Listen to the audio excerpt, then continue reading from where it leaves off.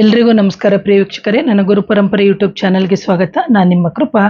ಇವತ್ತಿನ ವಿಷಯ ಏನು ಅಂತಂದರೆ, ಎಷ್ಟೋ ಬಾರಿ ನಮಗೆ ಹಲವಾರು ಶುಭ ಕಾರ್ಯಗಳು ಒಂದು ಮಾಡಬೇಕಾದ್ರೆ ತಡೆ ಉಂಟಾಗ್ತಾ ಇರುತ್ತೆ. ಅಂತಹ ಸಂದರ್ಭದಲ್ಲಿ ನಾವು ಮಾಡುವಂತಹ ಪರಿಹಾರ, ಶುದ್ಧವಾದಂತಹ ಒಂದು ಗಾಜಿನ ಲೋಟವನ್ನು ತಗೊಳ್ಳಿ.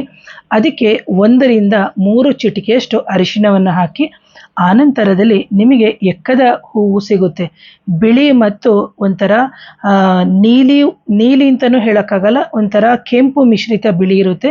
ಅಂತಹ ಒಂದು ಹೂವನ್ನು ತೊಗೊಂಡು ಬರಬೇಕಾಗುತ್ತೆ. ನೀವು ಅದು ಎರಡೂ ತೊಗೊಂಡು ಬರಬೇಕಾಗುತ್ತೆ. ಒಂದು ಬಿಳಿ ಎಕ್ಕದ ಒಂದು ಹೂವನ್ನು ತರಬೇಕಾಗುತ್ತೆ, ಹಾಗೇನೇ ಕೆಂಪು ಮಿಶ್ರಿತ ಹೂವು ಅಂತ ಸಿಗುತ್ತೆ. ನಾನು ಬೇಕಾದರೆ ತಮ್ನೈಲಲ್ಲಿ ಹಾಕಿರ್ತೀನಿ.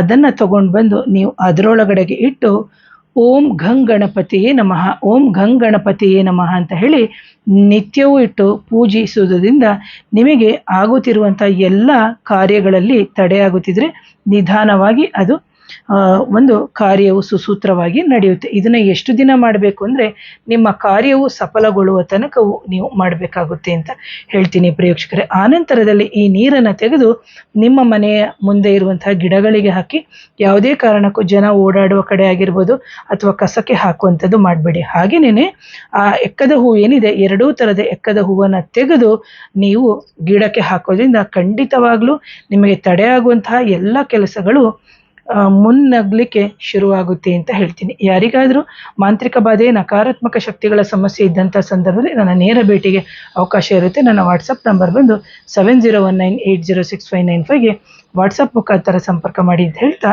ಇವತ್ತಿನ ವಿಡಿಯೋನ ಮುಗಿಸ್ತೀನಿ. Thank you. ನಮಸ್ತೆ.